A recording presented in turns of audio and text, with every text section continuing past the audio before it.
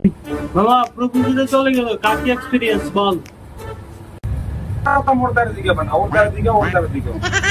মামু আর ওকে আসলে ফোকাস করছিলাম, মাল তো পড়ে গিয়ে মামু। আরে বাদ দাও সব কথা। প্রপোজ ডে মূলত একটা মোটিভেশন ডে। এটা প্রত্যেক বছর আসে মানুষকে মোটিভেট করার জন্য, ঠিক আছে? মামা কি কি কি এটা আবার কেমন?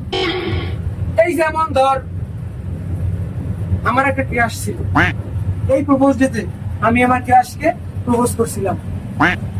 আমার সুদর্শনা চাঁদের লাহান দেখতে ক্রাশ আমার প্রপোজ পেয়ে আমার বাবার পোস্টার মেরে রিজেক্ট করে দিয়েছে।